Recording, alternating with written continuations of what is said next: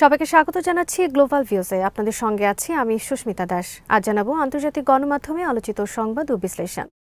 জাতিসংঘ সাধারণ পরিষদ বিপুল সংখ্যাগরিষ্ঠতায় ফিলিস্তিনি জনগণের আত্মনিয়ন্ত্রণের অধিকারের প্রতি সমর্থন জানিয়ে একটি খসড়া প্রস্তাব গ্রহণ করেছে। স্বাধীন ফিলিস্তিন রাষ্ট্রের অধিকার সহ ফিলিস্তিনিদের রাজনৈতিক ভবিষ্যৎ নির্ধারণের অধিকারকে এই প্রস্তাবে পুনরায় নিশ্চিত করা হয়েছে। মঙ্গলবারের এই গুরুত্বপূর্ণ প্রস্তাব ১৬৪টি সদস্য রাষ্ট্রের শক্তিশালী সমর্থনে অনুমোদিত হয়। অন্যদিকে ইসরায়েল, যুক্তরাষ্ট্র, Micronesia, Argentina, Paraguay, Papua New Guinea, Palau ও নাউরুর মতো ৮টি দেশ এর বিপক্ষে ভোট দেয়। Ecuador, Togo, Tonga, Panama, Fiji, Cameroon, Marshall Island, Samoa ও দক্ষিণ সুদান সহ ৯টি দেশ ভোটদানে বিরত ছিল। জনগণের আত্মনিয়ন্ত্রণের অধিকার এজেন্ডার অধীনে গৃহীত এই প্রস্তাব আন্তর্জাতিক আইনের একটি মৌলিক নীতি হিসেবে আত্মনিয়ন্ত্রণের অধিকারকে স্বীকৃতি দিয়েছে।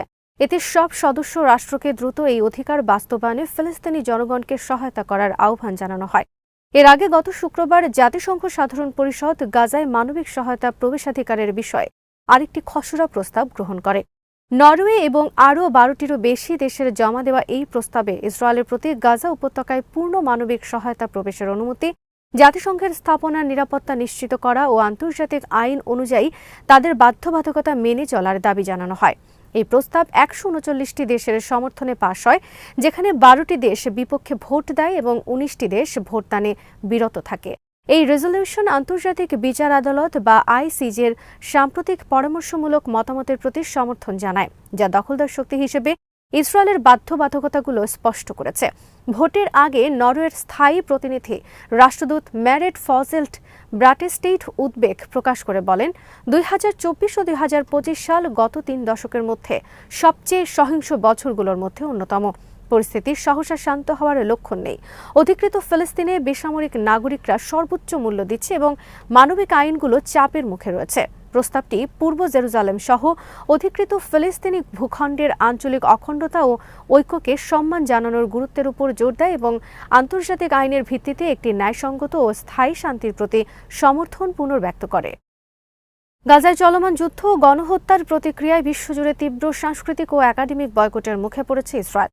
হিব্রু ভাষার প্রভাবশালী দৈনিক হারেটস এক প্রতিবেদনে জানিয়েছে, এই গণ বয়কট ইসরায়েলের আন্তর্জাতিক ভাবমূর্তি বা সফট পাওয়ারের জন্য সরাসরি হুমকি। খবরে বলা হয়, ইউরোভিশনের মতো বড় আয়োজন থেকে বেশ কিছু ইউরোপীয় দেশ নিজেদের সরিয়ে নিয়েছে। এছাড়া ১,০০০-এরও বেশি আন্তর্জাতিক লেখক ও সাহিত্যিক ইসরায়েলি সাংস্কৃতিক প্রতিষ্ঠান বয়কটের ঘোষণা দিয়েছেন। চলচ্চিত্র ও সঙ্গীত জগতেও দখলদারদের বর্জনের প্রচারণা চলছে। ইউরোপীয় বিশ্ববিদ্যালয়গুলো ইসরায়েলি প্রতিষ্ঠানগুলোর সঙ্গে বৈজ্ঞানিক গবেষণায় অনীহা দেখাচ্ছে এবং আন্তর্জাতিক সম্মেলনে আমন্ত্রণ জানাচ্ছে না। এর ফলে ইসরায়েলে ব্রেইন ড্রেইন ও উদ্ভাবনী ক্ষমতা হ্রাসের ঝুঁকি তৈরি হয়েছে। তাছাড়া আয়ারল্যান্ডের সংবাদ মাধ্যমগুলো গাজায় মানবিক সংকট এবং সাংবাদিকদের লক্ষ্যবস্তু করার ঘটনায় গভীর উদ্বেগ প্রকাশ করে ইসরায়েলকে বর্জনের ডাক দিয়েছে। হারেটস এর মতে, আগে শুধু যুদ্ধের বিরোধিতা থাকলেও এখন তা ইসরায়েলের অস্তিত্বের বিরোধিতায় রূপ নিচ্ছে। যুদ্ধবিরতি হলেও এই নেতিবাচক ভাবমূর্তি সহজে কাটবে না। সংবাদপত্রটি সতর্ক করেছে, শিল্প, সংস্কৃতি ও বিজ্ঞান ইসরায়েলের বৈশ্বিক গ্রহণযোগ্যতার মূল ভিত্তি। এই খাতগুলোতে বয়কট অব্যাহত থাকলে ইসরায়েল আন্তর্জাতিকভাবে দীর্ঘমেয়াদী বিচ্ছিন্নতার শিকার হবে। ফিলিস্তিনের গাজা উপত্যকায় মার্কিন মধ্যস্থতায় হওয়া যুদ্ধবিরতি চুক্তি এখন চরম অস্তিত্ব সংকটে। হামাস নেতা গাজী হামাদ মঙ্গলবার এক সংবাদ সম্মেলনে সতর্ক করে বলেছেন, ইসরায়েলের অব্যাহত ও পরিকল্পিত চুক্তি লঙ্ঘনের ফলে যেকোনো মুহূর্তে এই সমঝোতা সম্পূর্ণ ধসে পড়তে পারে। আল জাজিরা আরাবিক প্রকাশিত এক প্রতিবেদনে জানানো হয়েছে, গত ১০ অক্টোবর চুক্তি কার্যকর হওয়ার পর থেকে এই পর্যন্ত ৬৬ দিনে ইসরায়েলি হামলায় প্রায় ৩৯৩ জন ফিলিস্তিনি নিহত হয়েছেন। গাজী হামাদ জানান, ৯ অক্টোবর মিশর, কাতার, তুরস্ক ও যুক্তরাষ্ট্রের প্রত্যক্ষ উপস্থিতিতে এই চুক্তি স্বাক্ষরিত হয়েছিল। চুক্তির শর্তগুলো অত্যন্ত স্পষ্ট এবং দ্ব্যর্থহীন হওয়ার পরও ইসরায়েলি দখলদার বাহিনী শুরু থেকেই তা অমান্য করে আসছে। তিনি বলেন, চুক্তি কার্যকর হওয়ার পর থেকে ইসরায়েল এই পর্যন্ত ৮১৩ বারের বেশি এটি লঙ্ঘন করেছে, যার গড় প্রতিদিন প্রায় ২৫টি। এটি কোনো বিচ্ছিন্ন ঘটনা নয়, বরং চুক্তিকে অর্থহীন করার একটি সুপরিকল্পিত পরিকল্পনা। সংবাদ সম্মেলনে পেশ করা তথ্যানুযায়ী যুদ্ধবিরতি চলাকালীন নিহত ৪০০ ফিলিস্তিনির মধ্যে ৯৫% বেসামরিক নাগরিক। এর মধ্যে ৩৬% শিশু, ১৫% নারী, ৪% বয়োবৃদ্ধ ও ৩৭% বেসামরিক পুরুষ। হামাদ জোর দিয়ে বলেন, যুদ্ধবিরতি চলাকালীন কোনো প্রতিরোধ যোদ্ধার উপর হামলা করার আইনি অধিকারও ইসরায়েলের নেই। অথচ ইসরায়েল বারবার ভিত্তিহীন অজুহাতে বেসামরিক এলাকায় অভিযান ও হত্যাকাণ্ড চালাচ্ছে। হামাস নেতা বলেন, ইসরায়েলি বাহিনী নির্ধারিত সীমান্ত রেখা বা ইয়েলো লাইন অতিক্রম করে কয়েক কিলোমিটার ভেতরে ঢুকে পড়ছে। গাজার উত্তর থেকে দক্ষিণ সবখানে তারা ফায়ার কন্ট্রোল বলয় তৈরি করে সাধারণ মানুষকে হত্যা করছে। এছাড়া সীমান্ত এলাকা জনশূন্য করতে গত 2 মাসে অন্তত 145টি ঘরবাড়ি গুঁড়িয়ে দিয়েছে ইসরায়েলি বাহিনী। চুক্তিতে গাজার পুনর্গঠনের জন্য ভারী যন্ত্রপাতি এবং পর্যাপ্ত ত্রাণ প্রবেশের কথা থাকলেও বাস্তব চিত্র ভিন্ন। হামাস নেতা গাজী হামাদ বলেন, রাফা সীমান্ত এখনও বন্ধ রাখা হয়েছে। আহত ও অসুস্থ রোগীদের চিকিৎসার জন্য বাইরে যাওয়ার সুযোগ দেওয়া হচ্ছে না। জ্বালানি ও রান্নার গ্যাস সংকটের কারণে হাসপাতাল এবং পৌরসভাগুলোর জরুরি সেবা কার্যক্রম স্থবির হয়ে পড়েছে। নিখোঁজ ও বন্দীদের বিষয়ে কোনো তথ্য দিচ্ছে না ইসরায়েল। হামাস জানিয়েছে, তারা প্রতিদিন লঙ্ঘনের বিস্তারিত রিপোর্ট এবং মানচিত্র মধ্যস্থতাকারী দেশগুলোর কাছে জমা দিচ্ছে। গাজী হামাদ অনতি বিলম্বে ইসরায়েলকে নিবৃত্ত করতে এবং চুক্তি রক্ষা করতে কাতার, মিশর ও বিশেষ করে মার্কিন প্রশাসনের হস্তক্ষেপ কামনা করেছেন। গাজার স্বাস্থ্য মন্ত্রণালয়ের দেওয়া তথ্য বলছে, 2023 সালের অক্টোবর থেকে গাজায় শুরু হওয়া ইসরায়েলি সামরিক অভিযানে এই পর্যন্ত মোট নিহতের সংখ্যা দাঁড়িয়েছে 70,667 জনে এবং আহতের সংখ্যা 1,71,151 ছাড়িয়েছে। ইহুদিদের হানুক্কাহ উৎসব উপলক্ষে মঙ্গলবার অধিকৃত পূর্ব জেরুজালেমের আল-আকসা মসজিদ প্রাঙ্গণে প্রবেশ করেছেন ইসরায়েলি প্রধানমন্ত্রী বেঞ্জামিন নেতানিয়াহু। তার এই সফরের তীব্র নিন্দা জানিয়েছে ফিলিস্তিনি কর্তৃপক্ষ এবং এটিকে নতুন উস্কানিমূলক পদক্ষেপ হিসেবে আখ্যা দেওয়া হয়েছে। জেরুজালেম গভর্নরেট এক বিবৃতিতে নেতানিয়াহুর আল বুরাক প্রাচীরে উপস্থিতির কঠোর সমালোচনা করেছে, যেটি ইহুদিদের কাছে ওয়েস্টার্ন ওয়াল নামে পরিচিত।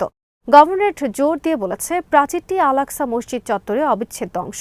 নেতানিয়াহুর কার্যালয় থেকে প্রকাশিত ছবিতে দেখা যায়, নেতানিয়াহু ঊর্ধ্বতন ইসরায়েলি কর্মকর্তাদের পাশাপাশি মার্কিন রাষ্ট্রদূত মাইক হাকাবিকে সঙ্গে নিয়ে স্থানটি পরিদর্শন করছেন।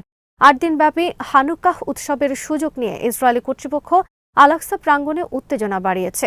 ফিলিস্তিনি কর্তৃপক্ষ জানিয়েছে, সোমবার থেকে ইসরায়েলি পুলিশের কড়া পাহারায় অন্তত 210 জন অবৈধ ইসরায়েলি বসতি স্থাপনকারী আল আকসা মসজিদ প্রাঙ্গণে জোরপূর্বক প্রবেশ করেছে। আল আকসা মসজিদ ইসলামের তৃতীয় পবিত্রতম স্থান। ইহুদিরা এই স্থানকে টেম্পল মাউন্ট বলে অভিহিত করেন।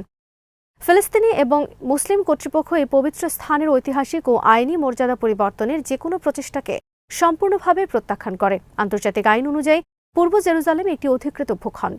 ইসরায়েল 1967 সালে পূর্ব জেরুজালেম দখল করে এবং 1980 সালে তা একীভূত করলেও আন্তর্জাতিক সম্প্রদায় কখনো তা স্বীকৃতি দেয়নি। ফলে এই এলাকায় ইসরায়েল সকল সরকারি কার্যক্রম ও বসতি স্থাপন আন্তর্জাতিক আইন অনুযায়ী অবৈধ। নেতানিয়াহুর এই সফরকে ফিলিস্তিনিরা তাদের অধিকারের সুস্পষ্ট লঙ্ঘন হিসেবে দেখছেন। সিডনির বন্ডি বিচে ইহুদি উৎসবে ভয়াবহ হামলার ঘটনায় অস্ট্রেলিয়া ও ইসরায়েলের মধ্যে কূটনৈতিক যুদ্ধ শুরু হয়েছে।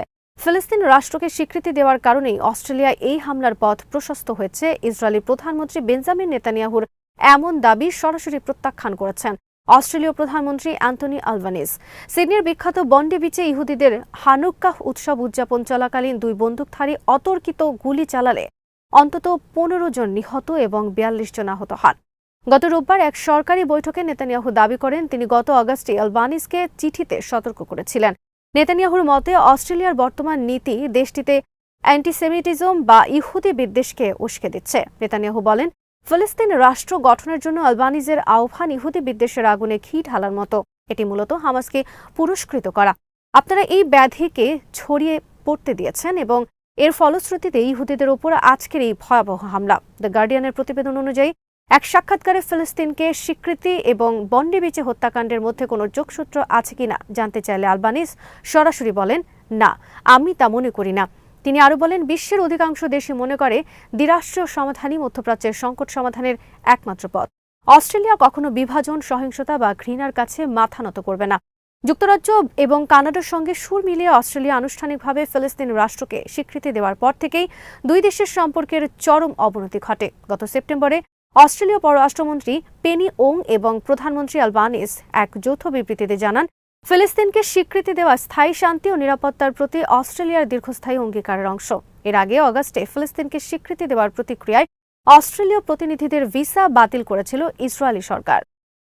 গত বছর স্বাধীন ফিলিস্তিন রাষ্ট্রকে স্বীকৃতি দেওয়ার ব্যাপারে সরকারের সিদ্ধান্তকে যথার্থ বলে মন্তব্য করেছেন স্পেনের প্রধানমন্ত্রী পেদ্রো সানচেজ। তিনি ওই সিদ্ধান্তের সমর্থন পুনর্ব্যক্ত করে বলেছেন, মাদ্রিদের এই পদক্ষেপ অন্যান্য ইউরোপীয় দেশগুলোকেও ফিলিস্তিনকে স্বীকৃতি দিতে অনুপ্রাণিত করেছে। স্পেনের প্রধানমন্ত্রী জোর দিয়ে বলেছেন ২০২৪ সালের মে মাসে ফিলিস্তিন রাষ্ট্রকে স্বীকৃতি দেওয়ার ব্যাপারে দেশটির সিদ্ধান্ত ছিল সঠিক এবং প্রগতিশীল। স্পেনের পরে ফ্রান্স এবং ব্রিটেনের মতো দেশগুলো একই পথ অনুসরণ করেছে বলে তিনি উল্লেখ করেন। স্পেনের প্রধানমন্ত্রী জোর দিয়ে বলেন তার দেশ সবসময় ফিলিস্তিনের দুর্দশাগ্রস্ত জনগণের পাশে থাকবে এবং একই সঙ্গে যে কোনো ইহুদি বিরোধী হামলার নিন্দা জানাবে। আজ এখানেই শেষ করছি। সবাই ভালো থাকুন, সুস্থ থাকুন আর দেখতে থাকুন বিডি ভিউজ। চ্যানেলটি ভালো লাগলে সাবস্ক্রাইব করুন। সংযুক্ত থাকুন আমাদের ফেসবুক পেজে।